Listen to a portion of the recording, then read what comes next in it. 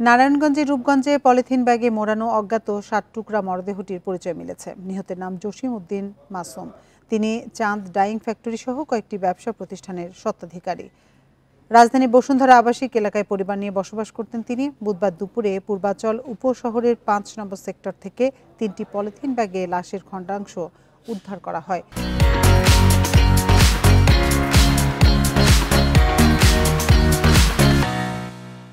রাতে তার পরিবার মর্গে মরদেহ শনাক্ত করে। গত ১০ নভেম্বর বিকেলে গুলশান থেকে তিনি নিখোঁজ ছিলেন।